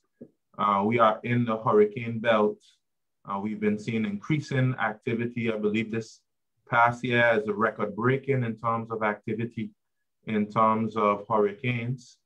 We've been feeling quite a bit of tremors as well. We also have, of course, Honourable Williams' example of violence. We have issues as it pertains to bullying in schools. And there are a host of other areas that impact on children's safety and even their psychological stability. And I think it's really upon us to ensure that that's at the forefront of what we do in our classrooms, that it's built into the curriculum of the schools, and that it becomes areas in which the community has discussion and debate. I'll give you an example. A lot of our schools now are recycling centers, and many persons from the community come to the schools to drop off their recyclables. Also, we have a culture of community service among our students, and they would, of course, be doing their recycling, and they would be going and on the roadsides and cleaning up. Certainly, cutting branches and things like that's important to make sure that we're ready in the midst of any types of disasters. And just having a general sense of ownership of your community, and having a sense of responsibility as it pertains to protecting your community, and being cognizant of the fact that we are disaster prone and we need to take measures. And to inculcate that culture in young persons will make sure that when they become old and they're adults, it'll be almost second nature to them as we respond to this increasing level of disasters that we're seeing in the world. Thank you for the opportunity. All right, thank you very much, Premier Fahie, Minister Willams, for your participation on the panel, and of course, Deputy Premier. So I want to wrap this section of the discussion, but I'm going to take the liberty to go back to the initial session to recap some of the takeaways that I got. So we started the session this morning with Rod Pedro introducing us to some simulation models that basically had some key outputs. But the context, I think, of his model was critical, because what he's saying is that we were on a learning crisis prior to COVID, and that even without COVID, we were going to lower the learning poverty by 2020 from 53 to 43% by 2030. And he's saying that with the impact of COVID, the rate of progress would have been adversely affected, where we would have a learning poverty of 27% by 2030. So essentially what he's saying is that we had a problem before COVID, and COVID has simply worsened that issue. Based on the simulation model that he provided, we're seeing where he took us through the learning adjusted years of schooling, show how much we have lost there, and then translated the results of the life cycle learnings and brought those to present value. What was significant there is that he came up with a calculation that as individuals, we lose about $1,200 per year. But then when we take the Latin American Caribbean region together, that turned out to be 16 trillion. And that was only in private losses. It did not include the aggregate economic cost. And even with that 16 trillion figure, because it's discounted to present value, it means that the gross figure is substantially larger when you get to understand the discount factors that he would have used. I think in terms of the plan for recovery, I think the most telling point I got from it was that he said that the health and safety of students must come first, and that we should not reopen schools just on the learning losses only. We have to take a multiplicity of factors into consideration. Cynthia Hobbs spoke to the importance of data, and I thought what Cynthia said was echoed throughout the conversations we had later on in the panel discussion. I think what was most telling was the level of connectivity that schools had depending on where on the spectrum they found themselves. So we saw that there was a wide gap between the favorite schools and those schools that were most vulnerable in terms of the percentage of students who had access to the internet. So there was a significant digital divide there. And of course, she spoke to the Education Management Information System, discussed one pillar of it, which was the management of school infrastructure and equipment, and basically just show us how important data gathering is and how important data is for decision making. And of course, we just had a very robust discussion with Minister Willams and Premier Fahie, which answered some questions which were put to them. Okay, we just had a discussion, so I wouldn't go into the details of the points they provided, but I know that we did hear throughout the discussion from both of them about the need to have a paradigm shift in terms of how we think and plan education going forward, that we need to bridge the gap between the capability of students and teachers in terms of their technology capability. And of course, Minister Willams, I think, gave us some brilliant points in terms of, well, I think one of the biggest takeaways for me is that even though we pose a question about Jamaica, she indicated how important it is for us to seize on the common problems and to have regional responses. I think she had a 6-point or 7-point, Mr. Willams. I think I missed one of them. But we did definitely have a robust discussion. I want to transition though, as we are up on time. We have one other presentation from Dr. Kamal Ahmed, who is a consultant. I'll give me 1 sec. On disaster risk financing, the United Nations Office for Disaster Risk Reduction. He is going to present the preliminary findings of a study on economic returns to safe schools for the Caribbean region. He is an international consultant on economic returns of school safety investments with the UNDRR's ROAMC. Dr. Ahmed holds a PhD in risk and emergency management with focus on fiscal resilience and economics of disaster risk reduction from Scuola Universitaria Superiore Pavia, Italy. I am sure I got that wrong. Ahmed is also advising sovereign and sub-sovereign governments on risk transfer and financing at the head of Disaster Risk Financing Unit at the National Disaster Risk Management Fund in Pakistan. Dr. Ahmed? Thank you. Thank you, Mr. Solomon. And thank you all the colleagues. So without further ado, I'll just jump into the presentation because we are literally short on time. So giving you a sequential flow, how are we going to move forward? Basically touching upon introduction, regional profile for the Caribbean region, especially in the context of risk and socioeconomic profile, the diagnostic results for the economic returns and the ex-ante financial planning that we'll be touching upon, and then finally some recommendations. The natural hazards prevalence rate that we have seen so far in the presentations, and also I would like to talk about how one of the most hazard prone and one of the most risk prone region is suffering because of natural hazards. So just in the last 1 decade, we've seen that the region itself has lost more than 200,000 people, and almost more than 20 million people were affected. I'd like you to take 2 points from these slides. The first one being that the enormous economic damages that we've seen in the region, the value of that, the economic value of those damages and losses standing at $98 billion US. Now, that's of course an alarming figure, but keeping in view that only almost one third of those damages have been insured, the fiscal pressure that we see because of the financing gap and the protection gap is enormous. So every country on their own and the region as a whole has to undergo enormous fiscal pressures. That's the first point I want you to underline in this slide.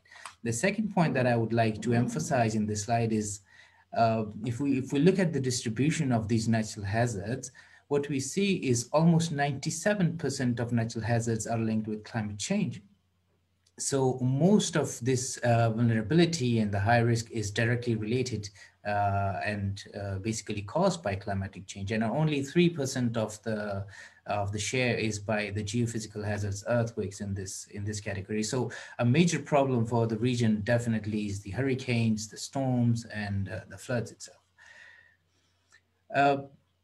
Then we talk about the regional profile for for Caribbean, and what we did in this case was we took the World Bank's World Risk Index and we slightly modified it for the region.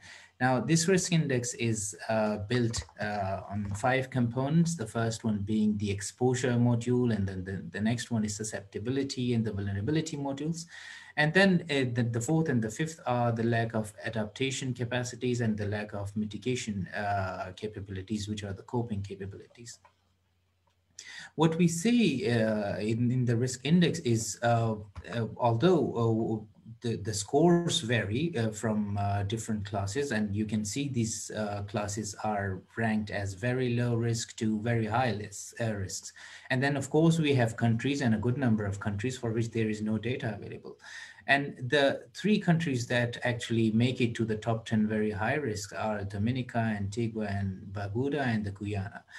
And these countries are ranked at rank number 3, 4, and 6 respectively. But if we modify the index a little bit and move it to the regional context, what we see is the Trinidad and Tobago, Jamaica, Haiti, Dominican Republic, and Belize. These are also the countries that are in the high risk and very high risk categories. So we can simply see, just because of the regional and the geographical location, but also because of the vulnerability and the susceptibility, the countries are at very high risk. And that's why we need to have investments especially dedicated and allocated to school safety parameters. For the socioeconomic profile, I would like to focus on, of course, on the risk index from the World Bank and the regional index that we have modified a little bit. But then we are also taking into account, since we are talking about school safety, and we have taken the relevant economic indicators here, and we have taken the government expenditure on education as the total percentage of government expenditure. And we've also taken the government expenditure on education as total percentage of GDP. And of course, we've taken the GDP growth as annual percentage. Now, I would like to connect this one with the other 2 images that you can see on the right side of the slide. Is we see the poverty rates in these regions. Now, these are, and of course, these rates are according to different demographic groups. What we see in the first image, it's very clear, I hope you can see it. So what we see is that Belize and Grenada, these are the countries having the highest poverty rates for the demographic ages, demographic groups for children and youth. What we see is almost 50% of poverty rate for children, which is extremely high. And then we also see that for the youth, which is between 40 to 50%. Now, these are extremely high poverty rates for the region, and especially for these 2 countries. And if we take the regional averages, the simple one and the population weighted, again, these rates are as high as between 25% to 30% and 35% even in some cases. Now, why do we want to focus on the poverty rates for these demographic groups? Is because these are the demographic groups that are going to stay for the longer period in the education sector. And this is where we want to focus in the school safety, comprehensive school safety. And as we progress and we see more human development and more investment in the human capital, these poverty rates decline. On the other hand, I want to, although we do not have robust data, and so we could draw regression, but what we could see visually is wherever you see increased government expenditure, the risk index declines. So it's a very visual relationship. We do not have enough data to draw the regression, but it's visually very, very clear that wherever the government expenditure and education increases, the risk index goes down. What we did for this study was we adopted a 2-pronged approach. In the first prong, what we did was we quantified the economic returns to school safety investments. We, of course, took the government expenditure on education as percentage of GDP and government expenditure. The reason being because I'll talk about that one in the next slide. For the second prong, we took the ex-ante financial planning for safe schools in the Caribbean region, and we touched mainly upon innovative financing and safe schools instead of focusing on risk transfer, because we have CRIF already and doing a fantastic job in the region. For the diagnostic results, what we see for different range and different scenarios, the benefit cost ratio ranges between 4.9 to 12. And the reason these yields are very, very high is because the investments in comprehensive school safety, especially for the 3 pillars of school safety, which is the pillar 1 is safe learning facilities, the pillar 2 being the school disaster management, and the pillar 3 being the risk reduction and resilience education. Now, investment in education overall is really good, really high, but investment, especially with the perspective and in these 3 pillars, is relatively low. And that's the reason we have benefit cost ratio ranging very high. And we have to keep this thing in mind that as we keep progressing and the investment keeps increasing in school safety, this is going to be diminishing returns. So eventually the BCR is going to decline. And for this purpose, since we do not have school safety, and it's not only for the Caribbean, but it's mostly for the entire world, mostly for all the countries, we do not have budget-coded expenditures for school safety. So what we did was we took these expenditures as proxy for school safety expenditure and investments.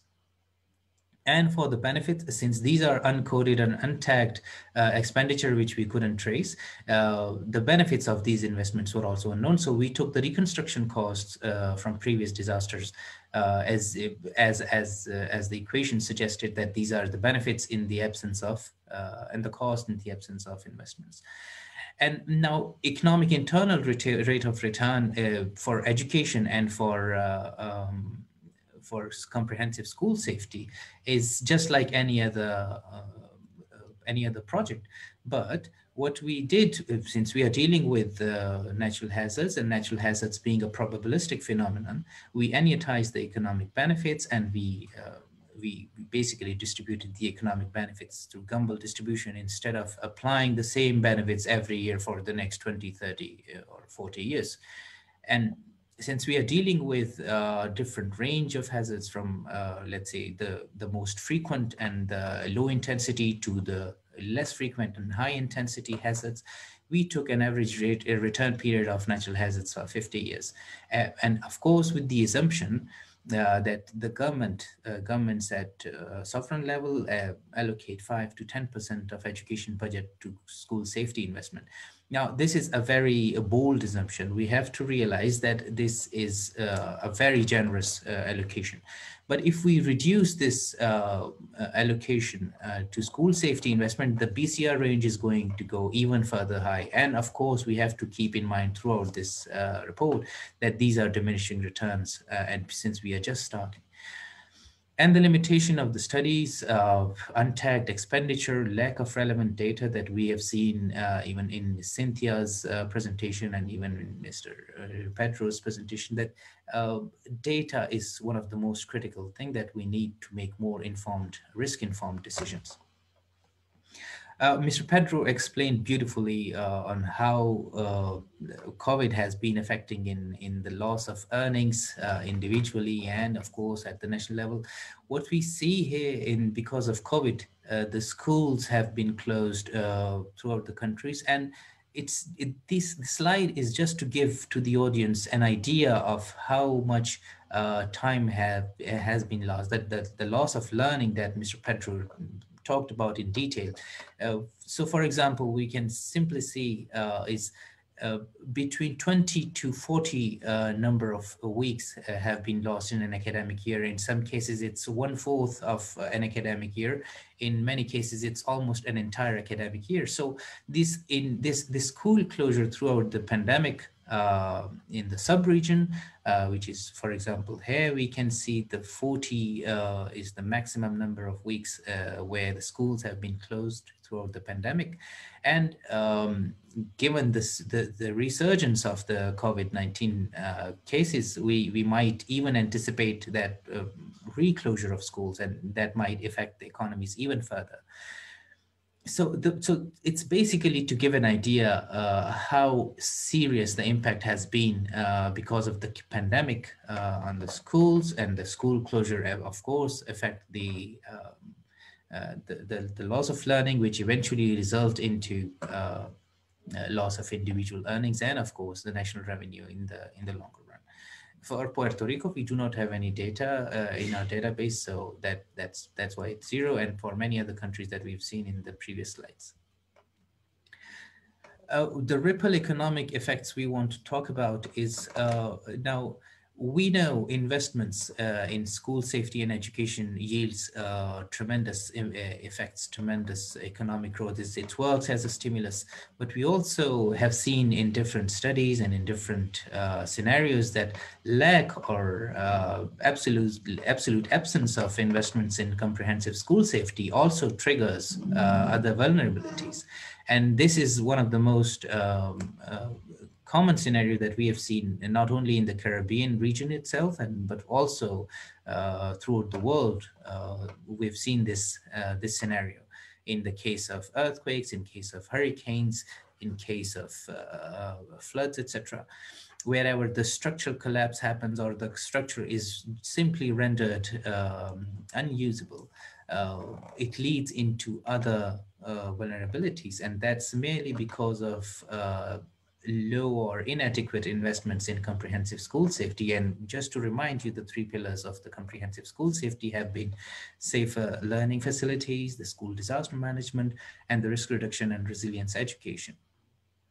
Now, a structural collapse usually leads to debris and life loss, which is a direct result into environmental vulnerability. The OECD calls these vulnerability as traps. So for example, they call it the economic trap, the environmental traps, and the governance trap, but it's all about governance eventually. So a structural collapse leading to debris on the ground throughout the cities is a direct feeding the loop of environmental vulnerability.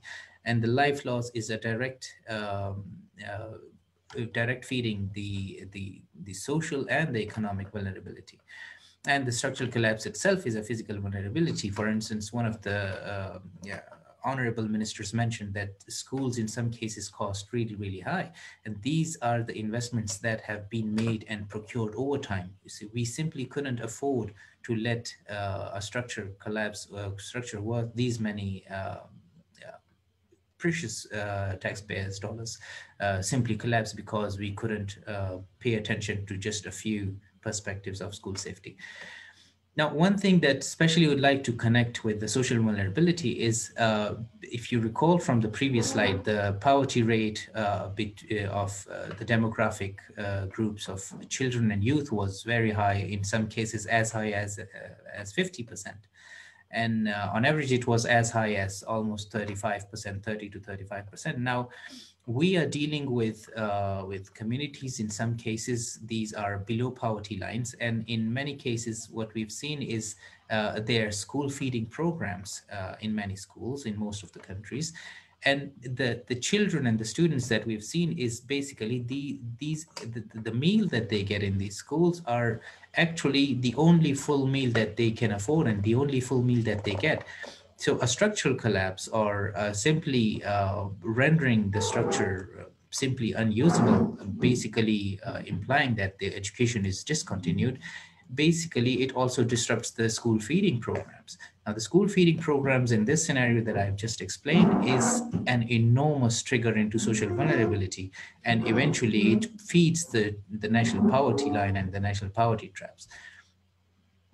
And likewise, for instance, if there is the structural collapse or the schools are simply closed, even if the structure is not collapsed, for instance, in the case of biohazards or in case of pandemic itself, for instance, when the kids are at home, either one of the parents or both, they have to stay at home and accompany the kids, which is actually the loss of labor force.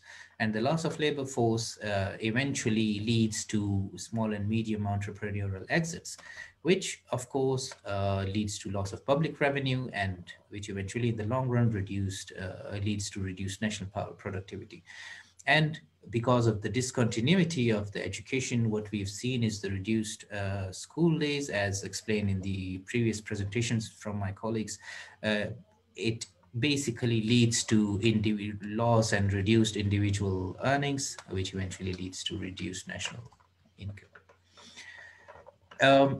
Now, the Honourable Minister mentioned from BVI, the Premier mentioned that after, in such a scenario, we have simple, too high demand, and of course the resources are scarce. So it's basically the simple law of demand and supply comes into play. So, but what we could do was maybe we can simply shift the supply curve upwards, and that by doing that, we can ensure that we have more resources at our hand.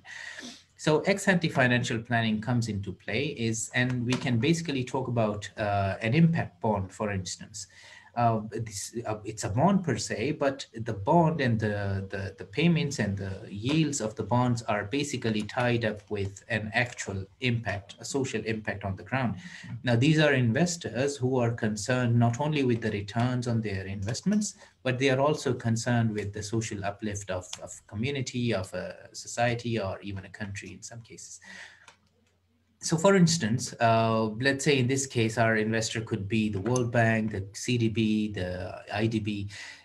So these are the lending institutions. These are the investors who are not only concerned with the returns of investment, but they are mainly concerned with the social impact and the social uplift of the country.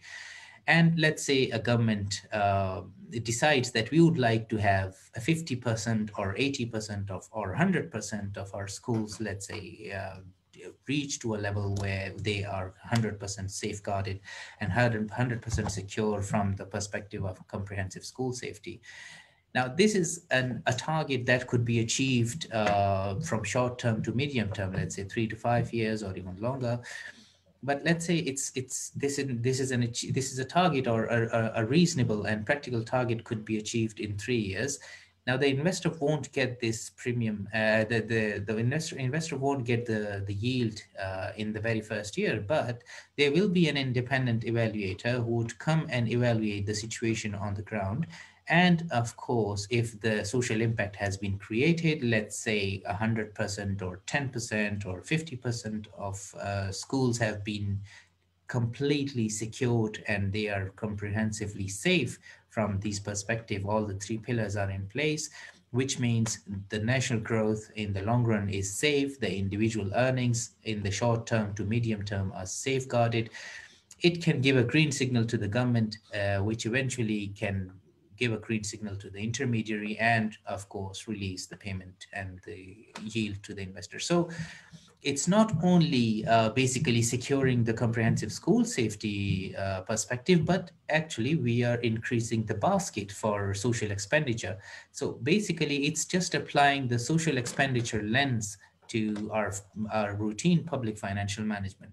And what we've seen, for instance, the impact bonds can be, of course, utilized in many other avenues as well. And with every single pillar that I've talked about, they can be focused individually as well.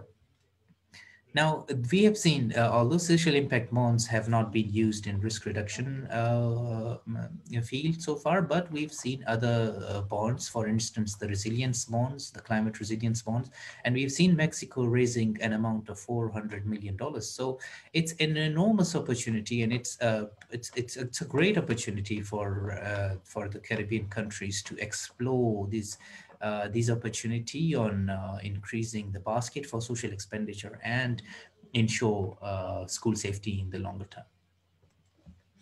Now, there are 2 things that the governments have to deal with in every situation. They either have to deal with public imperative or they either have to make a policy choice.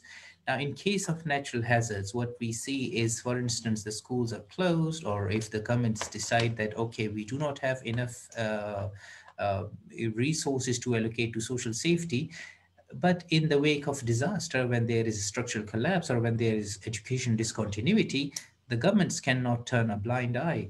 They have to come to the rescue of their people, which is a moral and social duty. And in the humanitarian assistance, they have to heed to this public imperative. On the other hand, the government can simply make a policy choice and make a risk-informed decision and address this contingent liability in due time, which actually is going to stimulate economic growth that we have seen in the previous presentations as well as the previous slides, how the reduced earnings is going to contribute to reduced national growth. And in some research, we have seen that school closures contribute to a decline of 1.5% to GDP. So if a risk-informed decision is made, a policy choice is made that, okay, from this point onwards, you would like to have 100% safer schools, it's basically not only a decision for safe schools, it's basically a decision to mitigate systemic risks. And it's a policy choice to make economic growth more robust, more stimulated. And of course, it's going to be connected with poverty reduction, since I've showed you in the how the lack of investments in school safety contributes to poverty itself in the long run. A set of recommendations especially for Ministries of Finance and Ministries of Education is, of course, we've seen is from the very beginning of the session and throughout different presentations, we've seen that the need for increasing expenditure for safe schools. Now, it can simply be, of course, increasing the budget that is available with the Ministry of Finance, but it can also be increasing different revenue streams, exploring innovative financing. Per se. Budget coding school safety investments is a serious concern, especially when we want to trace the efficiency of school safety investments. There is no country so far, what we've seen and what we've tried to trace, that have this expenditure, school safety investment, budget coded and tagged in the budget expenditures. Determining public spending needs and contingent liabilities is of course a serious requirement for most of the countries. You cannot control what you cannot measure. So the governments need to know what are the contingent liabilities in the case of natural hazards and in case of education discontinuity. So this is required for a robust economic recovery, and without having this in place, determined public spending and contingent liabilities, we cannot meet the systemic, we cannot take on the systemic risk head on.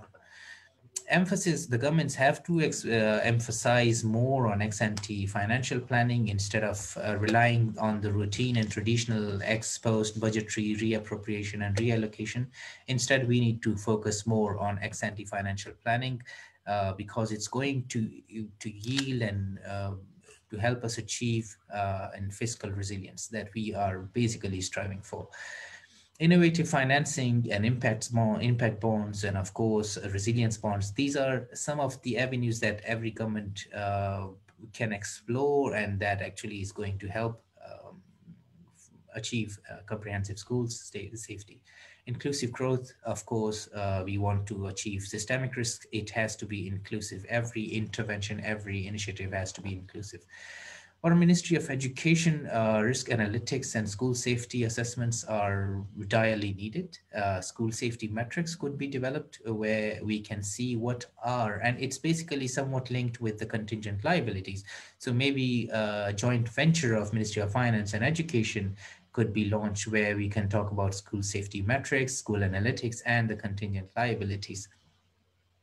And now both the honorable ministers from Jamaica and the Premier have talked about, and the Minister of Education from BVI as well, they've talked about temporary shelters. The generic recommendation is to avoid declaring schools as temporary shelters, but if a country can manage efficiently on declaring the schools as temporary shelters, of course, they can make the best decisions. But as a generic recommendation, we can always recommend that schools can be avoided as a temporary shelter, because there is a risk that temporary shelters may become permanent. In some cases, we have seen throughout the world. Risk reduction and resilient curricula for each pillar of comprehensive school safety is really, really important. But compensating loss of learning is one of the most important recommendation throughout all these lists of recommendations is because we would like not only to safeguard the future's investment, but the investment that we have made throughout time and that we have lost as a result of closure of schools in COVID, in the pandemic, and in any other hurricanes, for instance, that a system needs to be in place, which Ms. Cynthia also talked about, which can help you compensate in the future. So that's all from my side, and over to you, Mr. Solomon. Thank you. And thank you, Dr. Ahmed. I think that was a wonderful presentation to cap off the entire discussion that we have been having on this session. So I think you started right where I started with my preliminary remarks in terms of the extent of the damages in the region and the degree to which those damages were insured, and to speak to the sort of fiscal pressures that those create. I think you walked us through the Caribbean risk profile, the socioeconomic profile, and the methodology that was used in the study. But I think most importantly, what came out for me were the results of the study, where I think it was very clear that when instances where we have low or no investment in school safety, that the vulnerabilities and implications were enormous.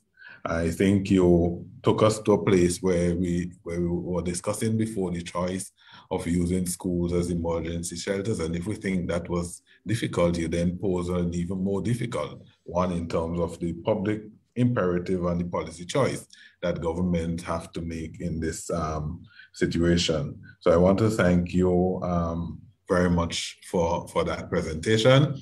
I know we are at time. I want to thank all of you for your patience, for staying the course with us. I also want to thank Ministers King and Minister Rodolphe from St. Martin for staying the course also. I also want to thank all the presenters, Raul Pedro Alvazido,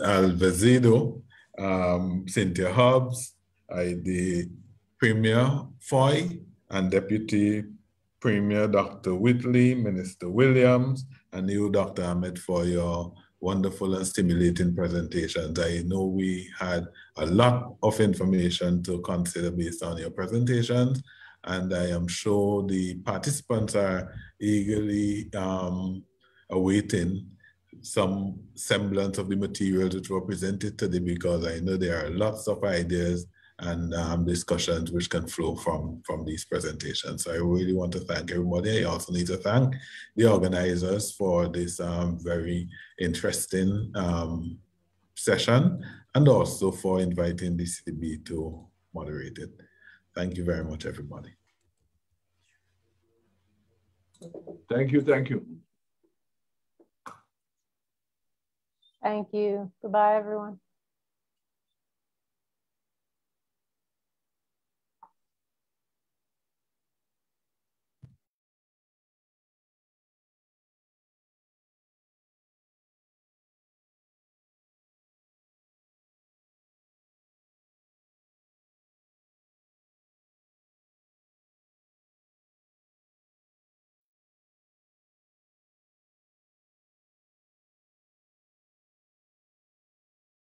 Thank you.